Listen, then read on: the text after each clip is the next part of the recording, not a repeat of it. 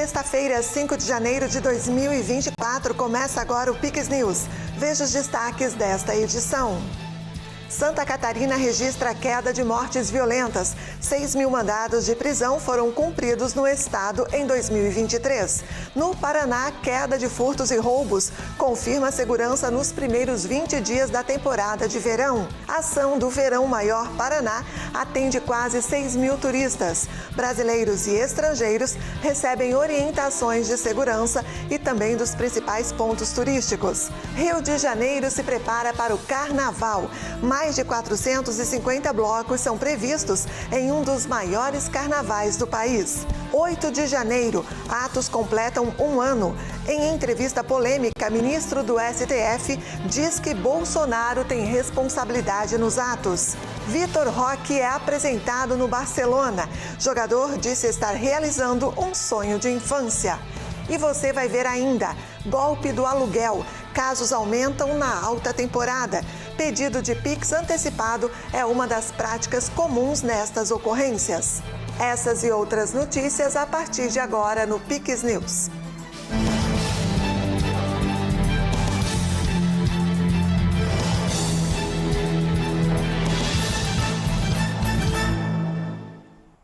Olá, obrigada pela companhia. Nós estamos ao vivo, agora são 8h03. O Verão Maior Paraná é uma série de ações voltadas para os veranistas e moradores do litoral e noroeste do estado. Várias atividades culturais, recreativas e esportivas movimentam as praias paranaenses. Em uma das ações, profissionais de turismo atenderam aproximadamente 6.000 turistas nos últimos dias de 2023. Verão, férias, sol, mar e muita informação. Pelo menos é o que propõe a ação realizada por profissionais de turismo no programa Verão Maior do governo do Paraná. E parece que está dando certo, tanto que a população aderiu e vem recebendo informações turísticas sobre passeios e atrativos do estado, além de participar de uma pesquisa que procura identificar o perfil dos turistas. Patrícia Gusso, porta-voz do Viagem Paraná, afirma que nos 4 últimos dias de 2023 foram atendidas aproximadamente 6.000 pessoas. Passando todas as informações dos atrativos turísticos do nosso litoral, dos atrativos do Paraná de maneira geral, falando sobre os shows que nós vamos ter em Matinhos, em Pontal. Nós estamos entregando mapas também para eles do litoral. Então, nós estamos fazendo um atendimento humanizado do turista. Ele chega aqui, ele se sente recebido. E não é só brasileiro que pisa nas areias paranaenses. Patrícia ressalta que esta temporada está rica em turistas de outros países. Todos recebem atendimento personalizado. Atendemos canadenses, atendemos argentinos, paraguaios, colombianos também nós já atendemos. E especialmente nas sextas-feiras, que tem um navio de cruzeiro que é o MSC Lírica, que está chegando no porto de Paranaguá, ele está vindo com muitos estrangeiros. Porque esse cruzeiro, ele tem como um dos portos de embarque Buenos Aires. Então não só o pessoal de Buenos Aires, mas do Uruguai, Colômbia, Chile, vão até Buenos Aires para embarcar e estão descendo no nosso litoral, porque a primeira parada saindo de Buenos Aires, depois de uma noite inteira de navegação, é Paranaguá. Então todos estão descendo. Nós estamos atendendo uma média de 1.700, 1.800 pessoas cada sexta-feira. E eu até arriscaria dizer que pelo menos 50% ou até mais são estrangeiros que nós estamos atendendo. Meu amigo é de Curitiba, eu sinto falta dele e de sua família, então eu vim visitá-los no feriado. Amo muito, amo o verão e o Paraná. Verano é Paraná. Praia limpa, melhor infraestrutura e variedade nas opções de lazer são atrativos para toda a família. A informação que nos chega é que as águas aqui são ótimas. A praia também parece mais limpa a praia, mais limpa a água. Eu vim há 25 anos com meus pais e a praia era diferente. Agora vejo que alagaram a areia e também a infraestrutura. Tudo parece melhor. Os profissionais de turismo seguem com as atividades até o dia 4 de fevereiro. São 6 postos postos fixos localizados nas praias do estado, além de 2 postos no Noroeste, em Porto Rico e São Pedro do Paraná. Também sobre o Paraná, os primeiros 20 dias de verão registraram queda de furtos e roubos no litoral. A presença forte das forças de segurança tem contribuído para a redução dos índices de criminalidade nos primeiros dias da temporada de verão.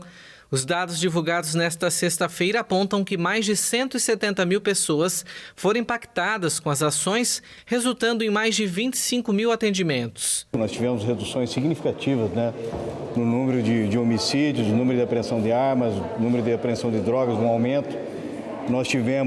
A demanda aumentou muito porque nós temos mais pessoas procurando o nosso litoral, considerando os atrativos que nós temos. Mas em relação à segurança pública, os dados são muito melhores do que no ano passado. Na véspera e pós-Réveillon, passaram mais de 1 milhão de pessoas no litoral paranaense sem registros de ocorrências graves.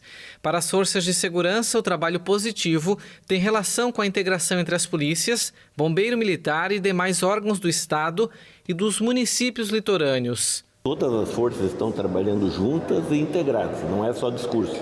Eles trabalham ativamente nesse sentido.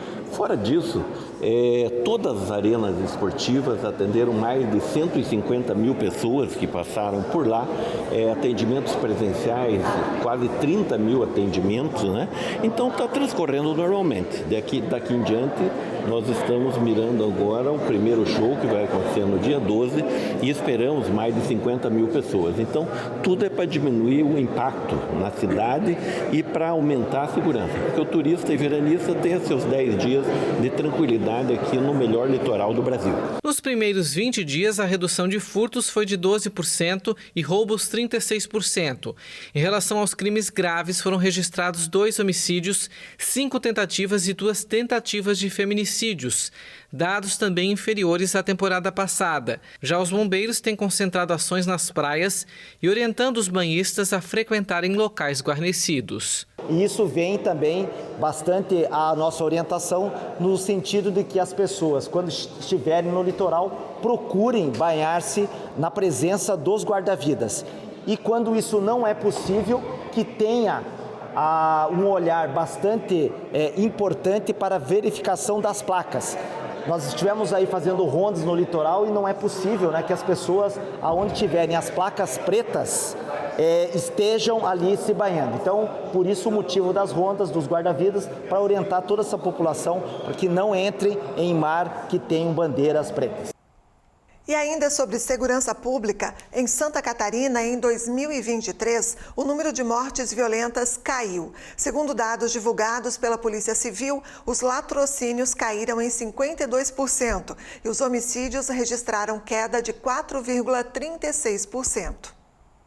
Nós alcançamos o cumprimento de 6 mil mandados de prisão no ano de 2023, o que representou um aumento de 65% do nível de aumento de produção. Nós tivemos também uma situação envolvendo o cumprimento de mais de 8 mil mandados de busca e apreensão, que representou um aumento de produtividade no patamar de 59%. Tudo isso ensejou um grande aumento de apreensão de todos os tipos de droga e também ensejou num aumento de apreensão de dinheiro em espécie de dólares por parte da Polícia Civil. Uma outra situação que teve como aumento de produtividade foi o sequestro de patrimônio de criminosos, pois não adianta nós prendermos apenas, é importante nós atacarmos o crime na situação envolvendo o seu patrimônio. Mais de R$1 bilhão foi sequestrado nesse período, inclusive um helicóptero e diversos carros de luxo. Tudo isso fez com que nós alcançássemos uma diminuição, juntamente com as demais forças de segurança, dos índices criminais. Em Santa Catarina ocorreu uma diminuição de estelionatos, furtos, roubos de veículo, furtos de veículo e também feminicídios. Uma grande preocupação do governador Jorginho, pois a violência contra a mulher é e sempre será uma pauta do plano de governo do governador Jorginho. Além disso, nós conseguimos diminuir também os homicídios em Santa Catarina, fazendo uma diferença com relação ao resto do país, que em vários casos cresceram. Nós conseguimos ensejar aí uma diminuição importante de homicídios, uma diminuição importante de infanticídios de 100%, também uma diminuição do número de latrocínios em número de 52%, nós combatemos muito forte os crimes de roubo, e uma diminuição das lesões corporais seguidas de morte. Então, os crimes que envolvem violência acabaram diminuindo consideravelmente no estado de Santa Catarina.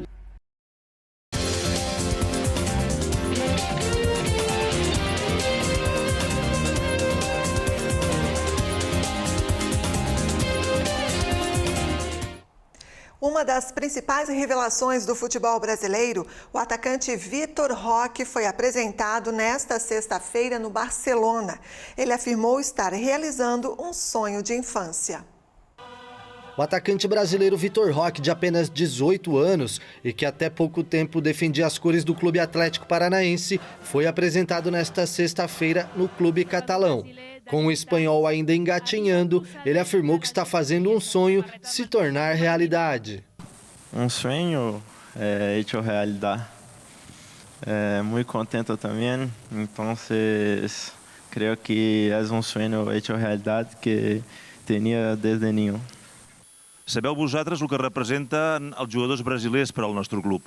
Representen una cosa que per mi, a part de la seva qualitat, de la seva màgia indiscutível. Você representa todos os brasileiros no nosso clube. Representa algo para mim, além das óbvias habilidades. Você tem um belo sorriso. Nos treinamentos, vimos que o Vitor tem algo que realmente falta nesse mundo. Um sorriso, uma atitude positiva. Falta molt en aquest món, que és un somriure, una actitud positiva i sobretot un noi de família que estic molt content de que avui el seu pare, el seu representant, estiguin aqui. Mesmo antes da apresentação oficial, ele já estreou na última quinta-feira, na partida contra o Las Palmas, pelo Campeonato Espanhol, e jogou 12 minutos. Roque vai ter a missão de seguir uma longa linhagem de atacantes brasileiros históricos no Barça, que vai desde Romário, passando por Rivaldo, Ronaldo, até chegar em Neymar. Fernando Diniz foi demitido hoje do comando da Seleção Brasileira de Futebol. A decisão foi tomada pelo presidente da CBF, Edinaldo Rodrigues, um dia após ter voltado ao cargo por uma decisão liminar do Supremo Tribunal Federal.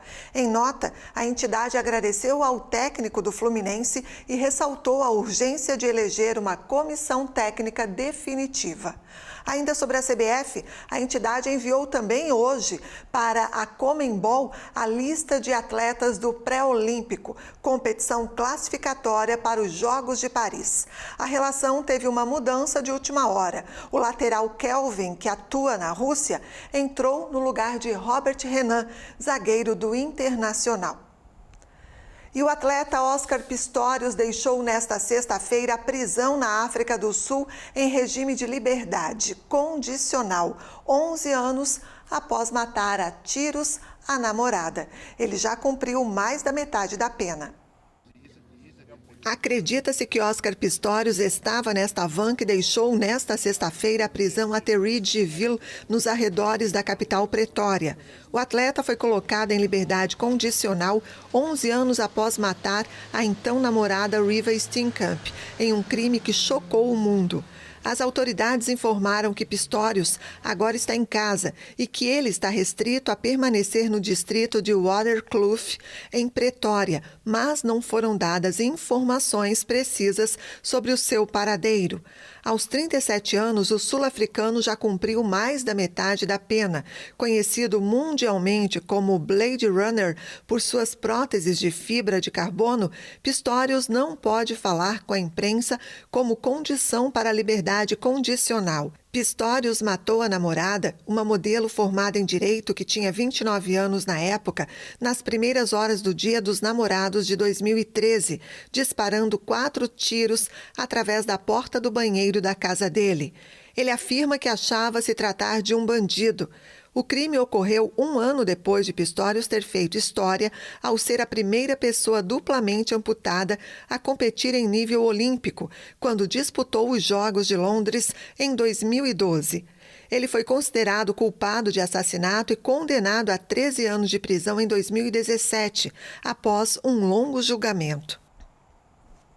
A Rio Tour apresentou nesta quinta-feira o esquema operacional para o Carnaval de Rua 2024. Ao todo, são 453 blocos cadastrados preliminarmente. 10 deles são megablocos, que arrastam mais de 100 mil pessoas.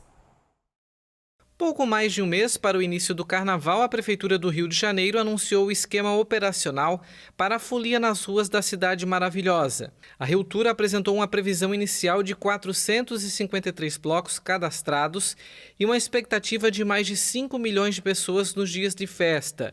O número pode mudar dependendo das autorizações de órgãos públicos e da confirmação dos próprios blocos inscritos. Para este ano, um novo recorde deve ser quebrado, o de maior número de megablocos, aqueles que arrastam mais de 100 mil foliões. O carnaval deste ano também vai contar com um aplicativo previsto para ser lançado na próxima semana, que vai reunir informações e permitir localizar os blocos por geolocalização. A área médica vai contar com 9 postos médicos espalhados pela cidade, com toda a infraestrutura necessária para atendimento ao público. Serão posicionados 34 mil banheiros químicos nos trajetos dos blocos autorizados pela Prefeitura, sendo 10% para pessoas com deficiência. Segurança Pública e Trânsito também vão estar com operações especiais nos dias de folia. E você vai ver a seguir: golpe do aluguel, casos aumentam na alta temporada. Pedido de Pix antecipado é uma das práticas comuns nestas ocorrências. E vamos até São Mateus do Sul, município paranaense que é destaque na produção de erva mate. Por lá, o vegetal gera novas oportunidades e alavanca a economia da região. É depois do intervalo, voltamos já. Somos a JJ Hotels Group. Com uma equipe especializada, vamos ajudar o seu hotel ou pousada a crescer nas vendas. Cuidamos de toda a parte de marketing e central de reservas, para que o seu hóspede tenha um atendimento privilegiado e a atenção que ele merece. Além de uma experiência de 10 anos no mercado, contamos com os melhores sistemas para o controle da sua hospedagem. Você se preocupa em receber os seus hóspedes, nós nos preocupamos em levar eles até você. Olá, estamos de volta. Autoridades americanas identificaram Dylan Butler, um jovem de 17 anos, como responsável pelo tiroteio mortal desta quinta-feira em uma escola no estado de Iowa.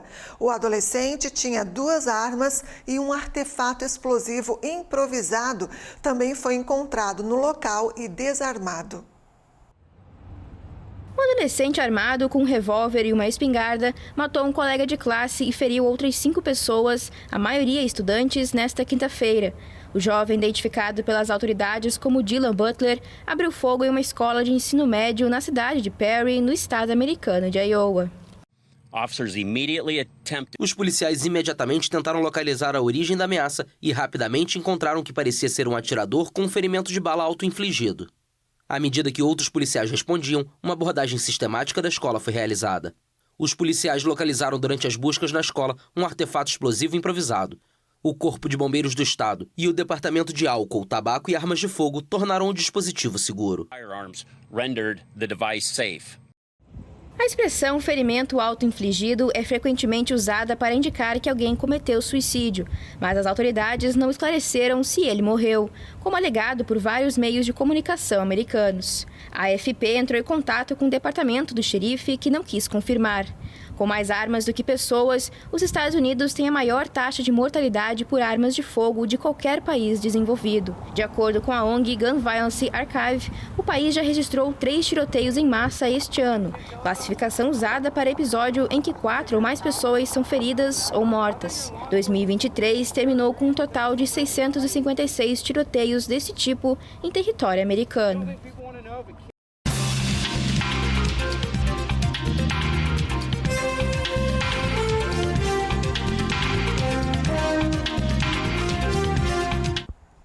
O Os Correios lançaram esta semana um edital para contratar 4 agências de publicidade. Para o primeiro ano de contrato, a estatal destinou 380 milhões de reais. Os gastos com propaganda dos Correios estavam suspensos desde 2021, quando a empresa foi incluída no Programa Nacional de Desestatização pelo governo de Jair Bolsonaro.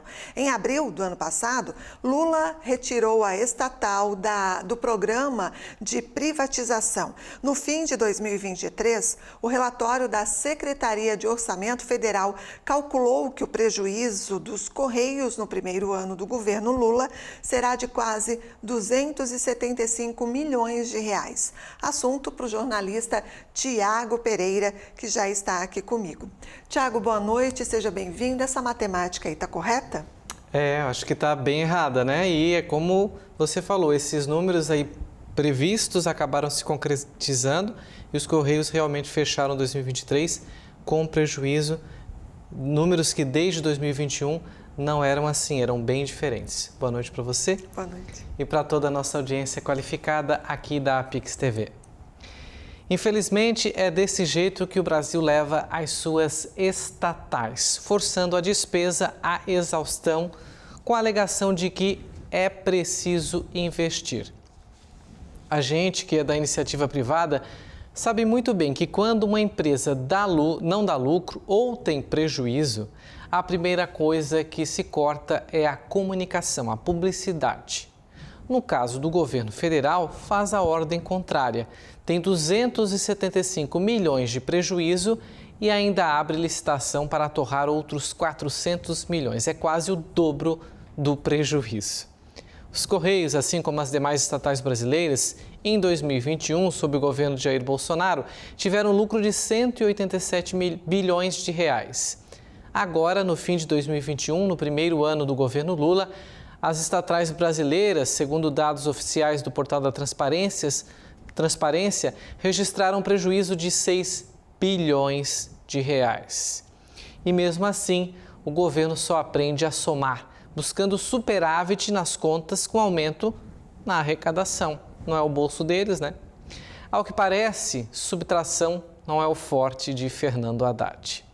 É sair da eficiência para a ineficiência com prejuízo e ainda abrindo caixa que não tem para pulverizar a grande mídia já conhecida dos brasileiros. O culpado disso tudo, sabe quem é? O governo, que é o gestor do negócio que tem como acionista nós, eu, você, a Andréa, toda a população brasileira. Para finalizar, a gente lembra que empresas públicas devem ter obrigações maiores que qualquer outra empresa privada, já que é financiada com o dinheiro dele, do pagador de impostos. Somado a isso, o Banco do Brasil tem a carteira de... Tá sentado? Então se prepara. 750 milhões de reais para publicidade. Isso em um ano, ou seja, 2024, 25, 26, durante a gestão dessa presidência do Banco do Brasil. É necessário ter mídia, é necessário ter investimento. Bancos, sejam públicos e privados, precisam ter rendimentos, precisam divulgar os seus produtos e serviços, assim como os Correios, que não é diferente. Mas o que a gente traz para refletir, eu e você, é o valor. Não é a questão de não ter o investimento. É um valor de publicidade maior do que o lucro, do que a arrecadação. É como a Andréa me perguntou lá no começo, essa matemática fecha? Eu respondo para você e para a audiência, não fecha. A gente aprendeu lá na escola, né? Semana passada eu perguntei, 2 mais 2 eram 4 e continuam sendo 4. Mas parece que para o governo os números somados acabam diminuindo e é aquela conta que só a Dilma sabia fazer, né? Muito obrigada, Tiago, e até a próxima. Bom fim de semana para você. Para você e para todos, sextou. A gente se vê na quarta-feira, né? Na segunda. Segunda-feira. Segunda para atualizar aí o que vai ter aí de hoje até domingo à noite na política brasileira e nos assuntos, é claro, que interessam a todos. É isso aí, muito obrigada. Por falar em segunda-feira, dia 8 de janeiro. E nesta segunda, portanto, o Brasil completa um ano dos ataques aos 3 poderes em Brasília. Gilmar Mendes, um dos ministros do Supremo Tribunal Federal mais controverso, que coleciona inúmeras polêmicas, deu declaração de que o ex-presidente Jair Bolsonaro tem responsabilidade pelos atos.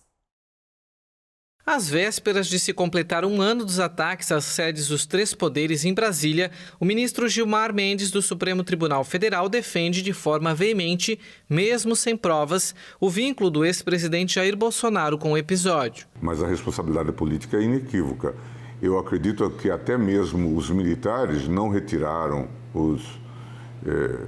esses invasores, esses manifestantes, por conta de algum estímulo, né, que havia por parte da própria presidência da República. Durante a entrevista em seu gabinete no STF, em Brasília, o polêmico decano do Supremo, de 67 anos, mediu as palavras para se referir à responsabilidade jurídica do líder da extrema-direita, um aspecto que ele destaca que ainda está em julgamento, já que até o momento não conseguiram provas.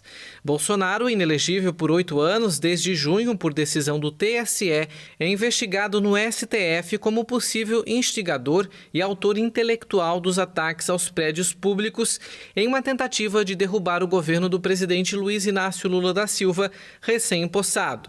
O ex-presidente, que no momento dos fatos estava nos Estados Unidos, negou qualquer responsabilidade. O que estava em jogo não era a dúvida que tivessem em relação à urna eletrônica, era a busca de um pretexto para um caso de um resultado desfavorável. Isso ficou muito evidente quando Bolsonaro, depois do segundo turno, impugna o resultado das eleições só em relação às eleições presidenciais. E só onde ele tinha perdido. Em 8 de janeiro de 2023, uma semana após a posse de Lula, que derrotou Bolsonaro nas urnas por uma margem estreita, Mendes estava em Lisboa quando foi surpreendido pelas notícias sobre os tumultos que cresciam em Brasília. O ministro diz que os ataques, que muitos consideram o maior desafio à democracia brasileira desde a ditadura militar, se relacionam com a intimidação sofrida pela justiça durante as eleições. Ataques parecidos aos sofridos durante a investigação do maior esquema de corrupção do país, descoberto pela Operação Lava Jato. Sem justificar o motivo da entrevista, Gilmar Mendes assegurou que agora o sistema político está mais alerta para evitar acontecimentos violentos como este, já que suspeitas indicam que os governos federal e do Distrito Federal falharam nas questões de segurança já sob tutela de Lula. Hoje, o Supremo desempenha um papel-chave no julgamento dos responsáveis pelos ataques. Das 2.170 pessoas detidas pelos atos, até agora 30 foram condenadas por crimes como golpe de Estado, com penas de até 17 anos de prisão. E no total, 66 continuam presas.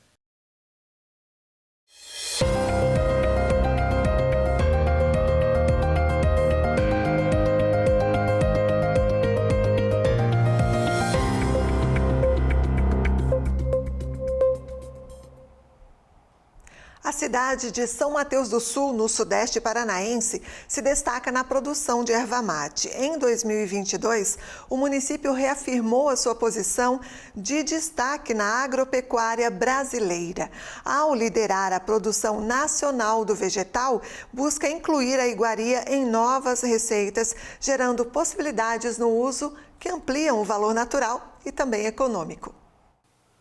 Maior produtor nacional de erva mate, o Paraná está ressignificando o uso da planta, que já foi o principal produto da economia do estado e cujo ramo estampa a bandeira estadual, ao lado de um galho de araucária. O impulso veio com a certificação de indicação geográfica da erva mate de São Mateus do Sul, que compreende também a produção dos municípios de São João do Triunfo, Antônio Olinto, Malete, Rio Azul e Rebouças, localizados na bacia do Rio Iguaçu.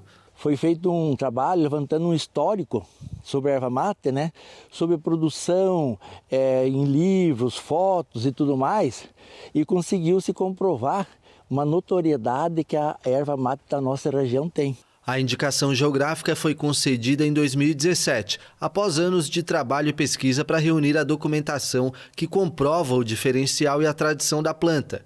A erva mate da região de São Mateus do Sul é um dos 12 produtos tradicionais paranaenses. A certificação concedida aos produtos de origem considera as especificidades de sua produção ou da região de onde vem. Este é o caso da erva mate de São Mateus do Sul, que conseguiu registro na categoria Indicação de Procedência, que leva em conta o meio geográfico, atestando que ela vem de um local conhecido como centro de extração, produção ou fabricação de determinado produto. O selo garante que o consumidor vai usar um produto seguro, certo? Sem uso de agrotóxico e tudo mais, né? Então, esse que daí agregou valor. Para ter o reconhecimento, as sementes, mudas e plantas de erva mate precisam ter procedência dos ervais nativos da região e serem produzidas em áreas sombreadas pela floresta de araucária, cedro e imbuia.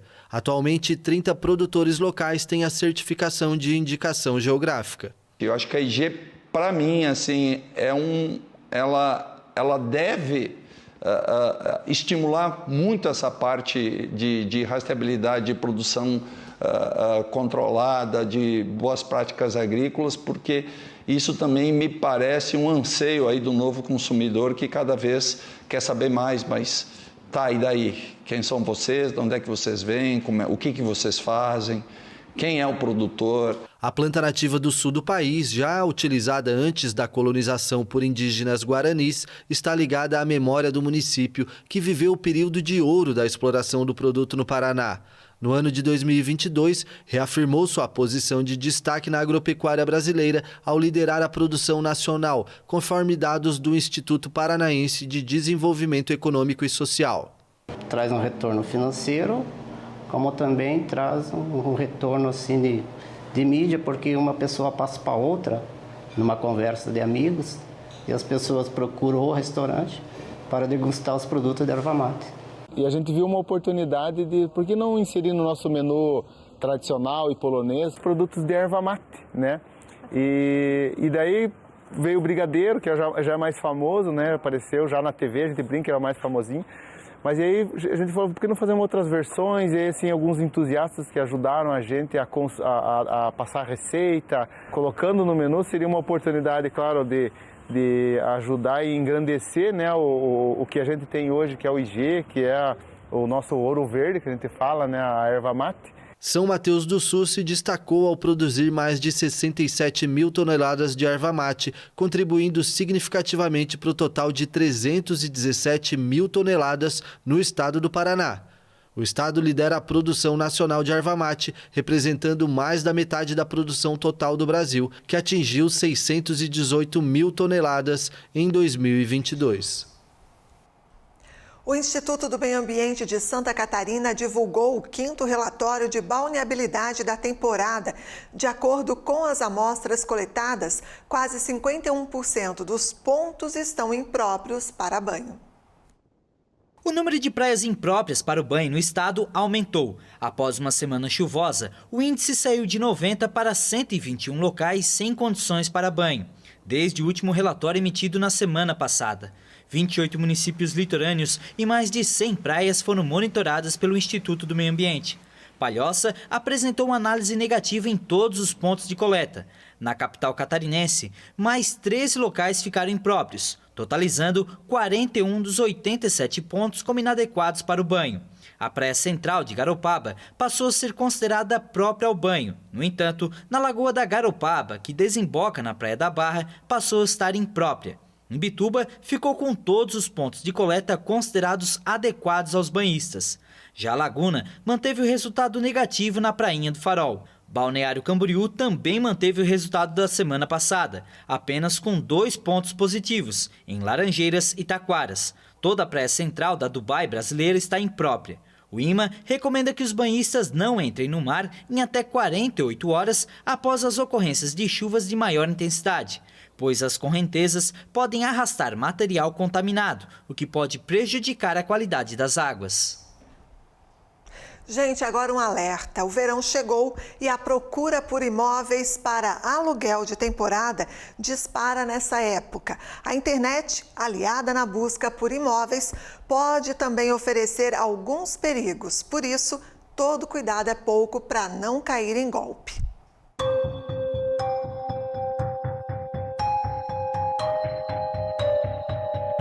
Quadrilhas especializadas neste tipo de crime utilizam grupos em redes sociais para enganar quem pretende curtir as férias ou mesmo achar um novo local para morar. Os golpistas criam diversos perfis falsos que conversam entre si, simulando informações reais, mas que na verdade servem para atrair novas vítimas. Em um destes grupos, nossa equipe de produção entrou em contato com um possível locador para entender a dinâmica do golpe do aluguel. Já no início da conversa, um alerta: a casa oferecida estava com valor bem abaixo do mercado. Insistente, nosso produtor mostrou interesse no imóvel e o golpista solicitou dados para emitir o contrato, pedindo um Pix de 50% do valor das diárias antecipado. Com o contrato em mãos, fomos até o endereço do imóvel disponível. No local, a proprietária confirmou a fraude, dizendo que outras pessoas haviam procurado a casa. Esse diz que ele é o proprietário, ele está se intitulando, não sei como, se ele é corretor, o que ele é na vida. Então ele está botando a minha casa, começando que ele nunca alugou a minha casa. Não conheço essa pessoa. No contrato, ele está dizendo que 7 dias custaria 1.400. Quase uma diária minha, né? A senhora aluga por mais que 1.000? Não, 1.200. 1.200 uma diária. Ele estava oferecendo por 200 a diária. Ah, tu vê? Porque tem que ver que ele não tem nem noção aonde fica a casa aqui. Entre os meses de dezembro e fevereiro, a busca por imóveis próximo à praia aumenta bastante. E assim como cresce a procura, o número de golpes também aumenta. Nessa região onde eu estou agora, uma diária pode passar dos R$1.000. Aqui na minha mão eu tenho um contrato de locação, onde o estelionatário estava pedindo o depósito adiantado, cobrando R$200 pela diária, numa casa de 4 quartos a 2 quadras da praia. Um valor fora da realidade, mas que acaba induzindo muita gente a cair no golpe. Nós observamos, principalmente nas regiões onde há o turismo de verão, um acréscimo de registros dando conta desse tipo de golpe, em que o criminoso ele anuncia falsamente um imóvel numa região turística na internet e pede o adiantamento do pagamento desse aluguel, e a pessoa acaba fazendo o pagamento, mas não, ao chegar no imóvel, descobre que o imóvel não existe. Geralmente, as vítimas deste tipo de golpe são pessoas que estão procurando um imóvel com urgência ou que não têm tempo ou conhecimento para fazer uma pesquisa mais detalhada. Esses golpistas, eles pegam essas informações, fotos, vídeos, toda a qualificação do imóvel nessas plataformas como Airbnb, Booking e outras plataformas de locação, e eles fazem essas publicações em plataformas paralelas de forma a encontrar pessoas que buscam preços mais baixos. Então, se você verificar que o valor do mercado está realmente abaixo do mercado, já há uma suspeita. A fraude é tão bem feita que até o contrato está de acordo com as normas do mercado imobiliário. Analisando esse contrato, embora seja simples, ele preenche os requisitos formais, então, para se realizar esse contrato de locação por temporada. Todavia, é sempre bom analisar a questão de dados, tá? Pude verificar que ele não colocou dados bancários diretamente no contrato, deve ser para tentar se esconder, informações pessoais dele que depois dificultem que a polícia identifique esse locador fraudulento. A questão, então, do contrato, acredito que eles buscam realmente um contrato que seja condensado a atender os requisitos legais, embora de modo simples, para que se possa realmente fraudar essa impressão que o locatário tenha sobre o possível golpe. Quanto mais semelhante à realidade, de um contrato real, mais fácil será dele aplicar o golpe. Como estes grupos em redes sociais não são ambientes seguros, fica difícil identificar quem está realizando a prática. Normalmente são grupos especializados nesse tipo de crime. Eles começam a agir já na metade do ano, ali mais ou menos. E são vários golpes, são seguidos golpes. Então são investigações que demandam um pouco mais de tempo da Polícia Civil e no intuito de identificar todos os membros desses grupos. A melhor maneira para não cair no golpe é desconfiar sempre e checar ao máximo as informações. A minha dica é, primeiro, corretor credenciado, exige o Cresci. Pega o número ali, entra no site, verifique se está tudo ok. Melhor ainda quando tem o escritório em lugar que te dê mais credibilidade, que tu vai ter rua, né, cadastrada. Peça até, se for possível, além do site, porque às vezes o site é verdadeiro e também daqui a pouco ele já está fora do ar, né? Então, pegue o máximo de informação, sabe? Porque você está longe, você não sabe se essa pessoa é verdade. Porque uma pessoa pode dizer que é corretor. Sou corretor, e daí? Deu. Daí eu preciso do teu Cresci. Então, passe o Cresci. Exige o Cresci. E Facebook, Instagram para locação, eu diria de não estar fechando o negócio. Um corretor de imóveis, um próprio advogado poderá ajudar fazendo uma busca sobre outros processos que essa pessoa possa estar respondendo, né? No próprio CPF da pessoa é possível encontrar outros processos para verificar se ela já tem alguma demanda para ressarcir uma possível indenização, uma reparação de danos sobre outro golpe que ela já tenha praticado contra as pessoas. Então, há cautelas que devem ser realizadas antes de firmar esse contrato, de realizar esse pagamento. Uma outra orientação também é buscar fazer uma videochamada com o anunciante, porque normalmente os criminosos não querem se expor. Então, ali você já consegue filtrar, identificar se tem alguma pessoa de má fé tratando contigo. Se for o proprietário, eu acredito que ele não vai se importar de fazer uma videochamada para mostrar o imóvel, para conversar cara a cara, né, entre aspas, com a pessoa. Isso facilita bastante também na identificação dos golpes. Quem se sentir lesado deve procurar a polícia. Basicamente, o nosso trabalho inicia quando o cidadão, a pessoa vítima, ela registra essa ocorrência na Polícia Civil. Ela pode fazer isso pela delegacia virtual ou por qualquer delegacia do Estado, qualquer delegacia do país, na verdade. Esse boletim de ocorrência, ele vai observando ali as regras de competência, ele vai para a delegacia com atribuição para investigar. E a Polícia Civil, a partir desses registros, ela compila esses dados no intuito de tentar identificar as pessoas que estão cometendo esse crime. E o Pix News de hoje fica por aqui. Mais notícias no nosso site pixtv.com.br.